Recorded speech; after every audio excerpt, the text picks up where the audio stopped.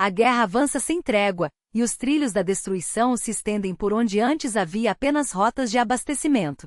Enquanto Moscou exibe suas armas em manobras ensaiadas, a realidade no fronte é bem diferente. Uma ogiva exibida aqui, outra perdida ali, e a desmilitarização da Rússia segue seu curso implacável. A Europa fecha suas portas mais uma vez, com outro país endurecendo as regras para vistos. Lições do passado parecem não bastar. Em meio a isso, governos insistem em tentar controlar as redes sociais, como se o exemplo do Nepal, onde a censura provocou uma revolta popular e a queda de um ministério inteiro, não tivesse servido de alerta. Enquanto Kim Jong se afasta dos holofotes, novos atores surgem no palco geopolítico. E não são apenas os drones ucranianos que assombram o Kremlin, até mesmo Donald Trump enxerga ameaças dentro de casa. Mas o que realmente importa está acontecendo agora, em tempo real, nos fronts da Ucrânia, na Rússia, na Bielorrússia e além. As informações mais urgentes, os detalhes exclusivos, as análises que antecipam os fatos antes de todos. É isso que você encontra aqui. A guerra nas ferrovias ganha força e se espalha pelo território russo como fogo em palha seca. Um ataque sabotou a ligação ferroviária entre Pskov e São Petersburgo, descarrilando uma locomotiva e incendiando 15 vagões-tanque de combustível. Minutos depois, outro trem de carga foi tirado dos trilhos, em uma operação atribuída à Direção-Geral de Inteligência do Ministério da Defesa ucraniano. Essas linhas são artérias vitais para o abastecimento das tropas russas nos setores de Kharkiv e Sumy. Com a infraestrutura destruída, Moscou enfrentará sérias dificuldades logísticas, o que inevitavelmente enfraquecerá sua capacidade de sustentar ofensivas contra as forças ucranianas. Não foi a única ação bem-sucedida. Em outra operação, as forças especiais ucranianas atingiram um comboio militar na rota Orel-Kursk, eliminando 3 oficiais de alta patente. Enquanto isso, após exibir seu arsenal em Kaliningrado, o Ministério da Defesa russo anunciou o lançamento de um míssil hipersônico Zircon no Mar de Barents, como parte dos exercícios Zapad 2025. Segundo Moscou, o alvo foi destruído com precisão em tempo real. Mas a realidade é menos gloriosa. Em agosto, os ocupantes já haviam usado o Zircon contra a Ucrânia, disparando da Crimeia ocupada. Putin já havia exaltado essa arma em 2019, prometendo velocidade de 9 vezes a do som e alcance superior a 1.000 km, capaz de atingir alvos terrestres e navais. No entanto, enquanto a Rússia faz demonstrações, os ucranianos seguem destruindo seus mísseis, desta vez, um sistema Buk, avaliado entre 40 e 50 milhões de dólares, foi neutralizado perto de Alexandrovka, em território ocupado da região de Zaporíjia. A ofensiva ucraniana contra as defesas antiaéreas russas já provoca efeitos colaterais inesperados. Fontes do setor de defesa turco revelaram que Moscou está tentando recomprar os próprios sistemas S-400 que vendeu a Ankara anos atrás. A ironia é cruel. A mesma arma que a Rússia usou para pressionar a Turquia agora volta como um pedido de socorro. Enquanto isso, a Europa endurece ainda mais as restrições. Após a Espanha, a Alemanha anunciou mudanças drásticas na emissão de vistos para russos, citando riscos elevados à segurança devido à guerra. Os novos critérios tornam o processo mais lento e rigoroso, especialmente para quem não tem motivos urgentes para viajar. Em 2024, Berlim concedeu apenas 17 mil vistos Schengen a cidadãos russos, 90% a menos que em 2019. E a tendência é piorar. O consulado alemão em São Petersburgo suspendeu o atendimento sem previsão de retorno, enquanto o governo alemão já discute o endurecimento das regras no próximo pacote de sanções da UE. A Espanha, que no ano passado emitiu mais vistos que a Alemanha, ainda fica atrás apenas da Itália e da França. Mas o cenário é claro, as portas se fecham. Enquanto isso, na Geórgia, a deriva autoritária se acelera. Levan Kabeshvili, líder da oposição, foi preso sob a acusação absurda de prometer suborno a policiais. Na verdade, ele havia oferecido recompensas a agentes que se recusassem a reprimir protestos ou vazassem documentos secretos. A prisão ocorre às vésperas das eleições locais, que a oposição boicotou, e em meio a uma onda de repressão contra jornalistas e ativistas.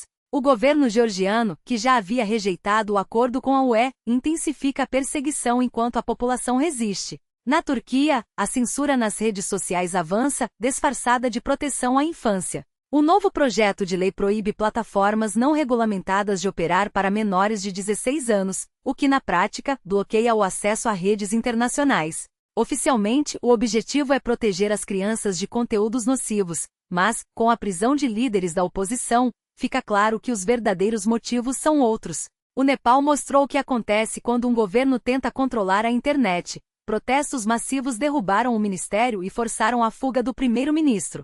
A nova líder interina, em seu primeiro discurso, admitiu: "Não estou aqui porque quis. O povo nas ruas exigiu mudanças, e eu assumi essa responsabilidade." Palavras raras em um mundo onde o autoritarismo avança, e onde até figuras como Trump e Putin são citadas em comparações, ainda que a líder nepalesa tenha deixado claro: "Meu tempo não permite que nos peçam para repetir erros do passado." E assumir essa responsabilidade não é um gesto de vaidade, mas um compromisso com o futuro. A líder nepalesa deixou claro: seu governo é transitório, limitado a 6 meses, tempo suficiente para estabilizar o país e entregar as rédeas a novos ministros, eleitos pelo parlamento. Uma promessa que, se cumprida, será histórica. Mas a pergunta que não quer calar é: por que só agora? Por que demoramos tanto para entender que o poder deve servir, não oprimir? Enquanto isso, do outro lado do mundo, a inteligência ucraniana mostra que distância não é sinônimo de impunidade. Operações como Flames Weekend provam que até os alvos mais distantes, a 1.600 quilômetros de Kiev, estão ao alcance da determinação. Um ataque cirúrgico a uma fábrica de produtos químicos em Gubacha, no coração da Rússia, não foi apenas um golpe logístico, mas um recado: a guerra não se limita às trincheiras. O complexo Metafrax Chemicals, vital para a produção de ureia e outros componentes de explosivos, teve seu equipamento danificado. Moscou pode até minimizar o impacto, mas a mensagem é clara: a Ucrânia não luta apenas por seu território, mas pela segurança de toda a Europa. E se a Rússia tenta projetar força, a Coreia do Norte não fica atrás. Em um movimento calculado, Kim Yo-jong, irmã do líder norte-coreano e figura-chave no regime, assumiu o palco para ameaçar Seul e seus aliados. Demonstrações de força ao redor da península não ficarão sem resposta, advertiu, em um tom que mistura paranoia e provocação. Enquanto o mundo especula sobre a saúde de Kim Jong e a possível sucessão, com teorias que vão da filha de 12 anos a outras figuras do clã, uma coisa é certa: Pyongyang não abrirá mão de seu arsenal nuclear. A pergunta é: até onde os Estados Unidos, o Japão e a Coreia do Sul estão dispostos a testar os limites dessa paciência?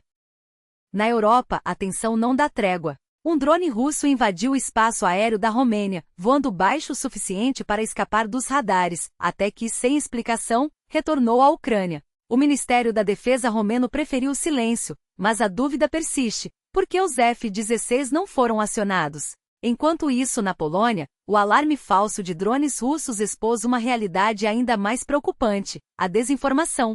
Milhares de usuários nas redes sociais insistiram que os aparelhos eram ucranianos, ecoando uma narrativa orquestrada pelo Kremlin. O primeiro-ministro Donald Tusk não poupou palavras: o aumento do sentimento pró-russo e das antipatias contra a Ucrânia é um teste para a maturidade política da Polônia. Não se trata apenas de drones, mas de uma batalha ideológica, e a linha entre a verdade e a manipulação nunca esteve tão tênue. A cada dia, a guerra se reinventa. Seja nas sombras da espionagem ucraniana, nas ameaças norte-coreanas ou nos céus da Europa, o mundo assiste a um jogo perigoso, onde cada movimento pode desencadear consequências imprevisíveis. E enquanto os líderes hesitam, é o povo nas ruas do Nepal, nas trincheiras da Ucrânia ou nas redes sociais da Polônia quem paga o preço. Mas há uma escolha: podemos ser espectadores passivos ou agentes de mudança. Cada compartilhamento, cada comentário crítico, cada minuto dedicado a entender os fatos é um passo para não sermos manipulados. A informação é a nossa melhor arma, e o silêncio, o nosso pior inimigo. Obrigado por estar aqui, por questionar, por não se conformar. Que este dia seja de reflexão e ação. Até a próxima, e que as notícias sejam, enfim, de esperança.